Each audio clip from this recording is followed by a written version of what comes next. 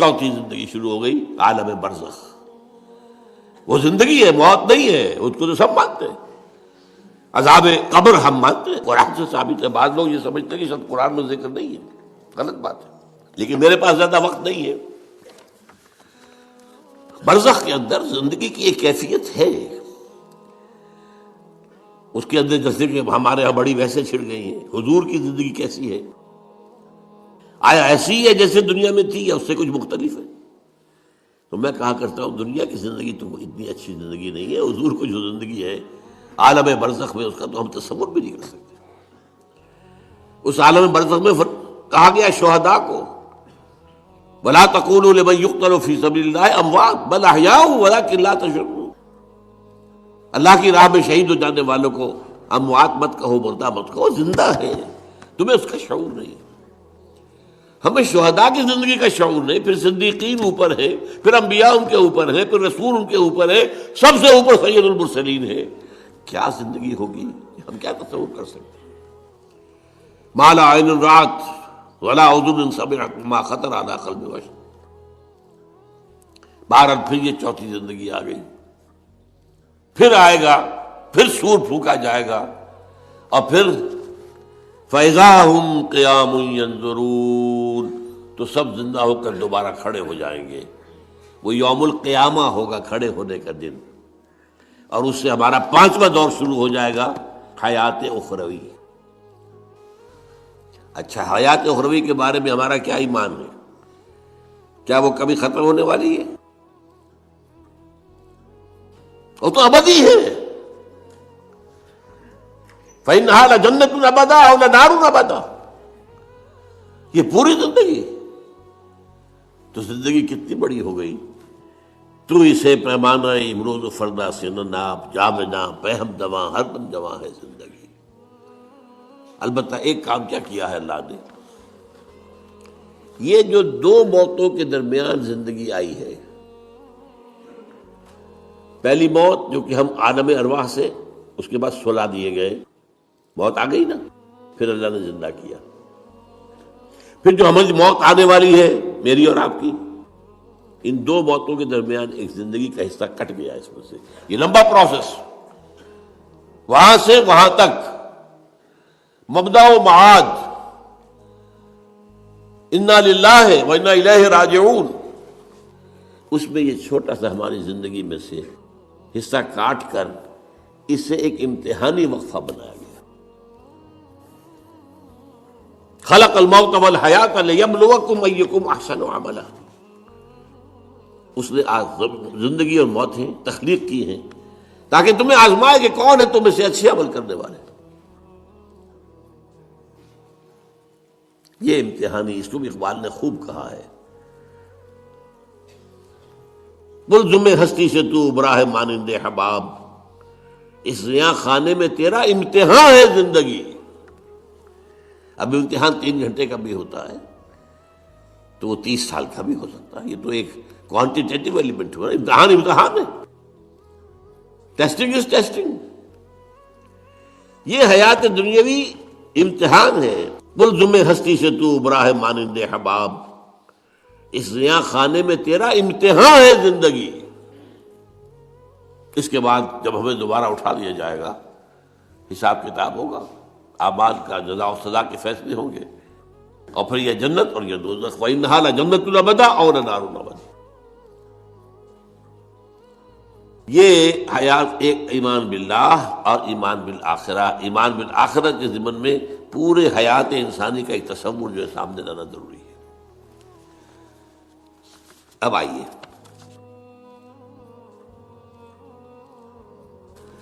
میں نے کہا تھا تخلیق کے بارے میں کچھ باتیں آپ کو بتاؤں گا۔ یہ جدید سائنس کے حوالے سے بھی بہت اہم چیزیں ہیں، اور یہ قرآن کی حکمت اور فلسفے کے لیے۔ بدقسمتی ہماری یہ ہے کہ ہمارے جو فلسفی مسلمان ہوئے، ابن سینا ہو، فارابی ہو، کندی ہو، جو متکلمین ہوئے جنہوں نے عقل سے کام لے کر قرآن کی تفسیریں کی ہیں، امام راضی میں بہت بڑے مقام پر ہیں، اور ہیں بہت ہیں، کچھ صوفی مزاج صوفی ہے، فلسفی ہے، ان سب نے اپنی زیادہ تر گفتگو کا دار و مدار یونانی حکماء اور فلاسفہ کی بات پر رکھی ہے۔ سقراط اس کا شاگرد، افلاطون اس کا شاگرد، ارسطو۔ ہمارے متکلمین، ہمارے فلاسفہ سب ارسطو کے شاگرد۔ ہمارے صوفیہ اکثر و بیشتر افلاطون اور پروٹائنس فلاطینوس ان کے شاگرد۔ لہذا مولانا روم نے بڑا شکوے کے انداز میں کہا تھا، چند خوانی حکمت یونانیہ، تم کب تک یونانیوں کی حکمت پڑھتے رہو گے، یونانیوں کا فلسفہ پڑھتے رہو گے، یونانیوں کی میٹا فزکس، یونانیوں کی منطق؟ چند خوانی حکمت یونانیہ، حکمت قرآنیہ راہم میں خاں۔ کبھی ذرا قرآن مجید میں جو حکمت دی گئی ہے، جو فلسفہ دیا گیا ہے، جو حقائق بیان کیے گئے، کبھی ان پر توجہ کرو۔ اللہ تعالیٰ توفیق دے۔ میری دلی آرزو ہوگی کہ آپ میں سے جو ذہین لوگ ہیں، ظاہر بات ہے کہ یہ میدان ہر شخص کا نہیں ہے، حضور صلی اللہ علیہ وسلم کا جو افرادی انفرادی سطح پر انقلاب برپا کرنے کا پروسیس ہے، 4 الفاظ ہیں اس میں ٹاپ پر آتا ہے حکمت۔ یتلو علیہم آیاتہ یزکیہم ویعلمہم الکتاب والحکمہ۔ حکمہ یہ تعلیم محمدی صلی اللہ علیہ وسلم، تربیت نبوی صلی اللہ علیہ وسلم، اس کی سب سے اونچی منزل ہے تعلیم حکمت۔ تو ظاہر بات ہے کہ ہر شخص اس کا اہل نہیں ہوتا۔ یہ اللہ تعالیٰ نے ظاہر بات ہے سب کو ایک جیسا نہیں بنایا ہے، جسمانی قوتوں کے اعتبار سے بھی فرق و تفاوت ہے، ذہنی صلاحیتوں کے اعتبار سے بھی فرق و تفاوت ہے۔ جن لوگوں کے اندر یہ فلسفہ اور حکمت کا ذوق ہو وہ اس معاملے میں آئیں، سوچیں، پڑھیں۔